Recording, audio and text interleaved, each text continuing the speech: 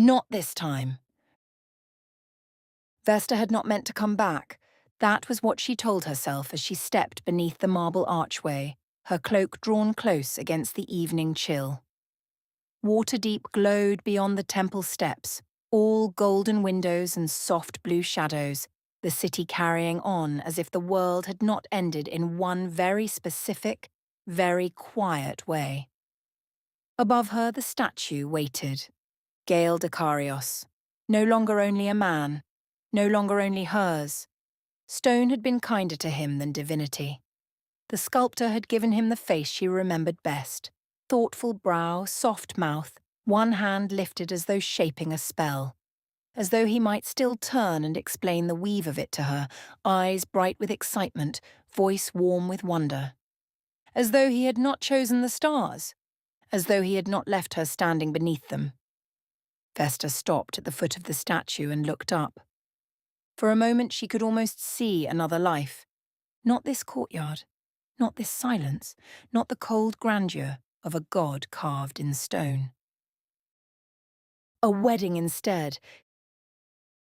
Candles everywhere, their little flames trembling gold over blue silk and white flowers. Gale's hand in hers, his smile uneven with nerves and joy, the promise of forever spoken in a voice that had once made forever seem not only possible but obvious. Then the vision shifted. A child in his arms. A tiny hand curled around Vesta's finger, Gale looking down with the astonished reverence of a man who had spent his life studying magic and somehow still found this miracle beyond all comprehension. Then Waterdeep at dusk. The two of them on a balcony close enough that their shoulders touched, watching the city bloom into lamplight, his arm around her, her head against him. No gods, no crowns, no impossible hunger for more. Just tea gone cold, books left open, and the quiet certainty that tomorrow would find them together. Vesta closed her eyes. Every almost life was sharper than memory. Because the memories were real, she remembered the portal first. That terrible glow, the tearing air, his hand reaching through like a plea, like fate, like the beginning of every mistake she would never take back. She had grabbed him and pulled with everything she had, and when he fell into the world at her feet, breathless and alive, something in her heart had known him before her mind had permission to. She remembered his lessons after that. The patient tilt of his head, the warmth of his hands guiding hers through the shape of a spell. Not force, he had told her once, smiling when the magic sparked between their palms. Invitation. She remembered the stars, how they had sat beneath them shoulder to shoulder pretending the night was endless. Gale had named constellations, then invented better ones when she laughed at the old stories. He had made her believe that even a man touched by impossible ambition could still choose a small human happiness. And for a while he had. That was the cruelest part. He had loved her. She knew that. She would never insult what they had by pretending otherwise. But love had not been the only thing inside him. There had always been a hunger there, dressed beautifully as hope. A need to rise, to prove, to become. She had seen it and loved him anyway. Maybe she had believed love could soften it. Maybe he had believed that too. But in the end, the heavens called his name in a language louder than hers. And Gale answered. Vesta opened her eyes. The statue towered above her, distant and serene. Godhood suited marble better than it had suited him. Stone could be worshipped without needing to be held. Stone did not look back with regret. Stone did not ask forgiveness. I remember you, she whispered. The words vanished into the courtyard. I remember the man who reached for me, the man who taught me magic, the man who wanted a home, even if he forgot how to choose it. Her throat tightened, but she did not look away.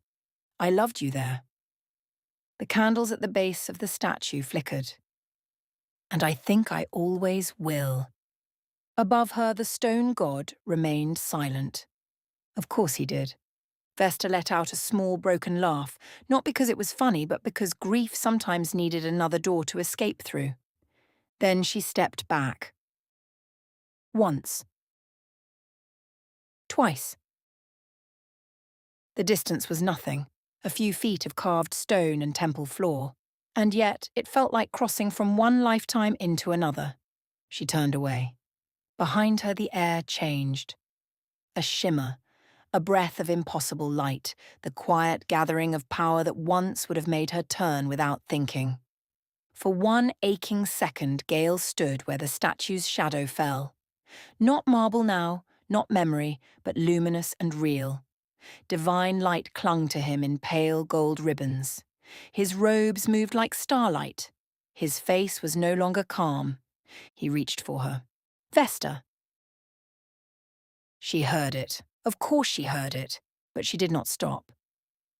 Because there had been a time when he reached through a portal and she pulled him home. There had been a time when his hand in hers was the beginning of everything. There had been a time when she would have turned, but not this time. Vesta walked down the temple steps toward the city lights, toward the life that had survived him, toward the self she was still learning how to become. Behind her, a god stood beneath his own statue with an outstretched hand and nothing to hold.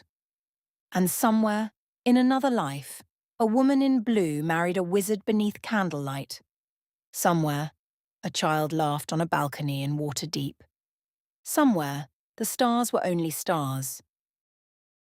But not in this world. Not this time.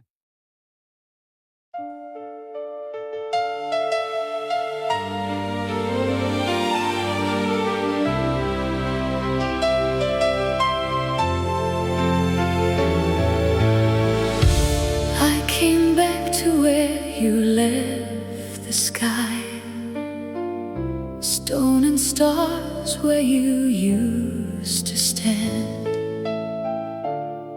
I thought I'd know how to say goodbye, but I still reach for your hand.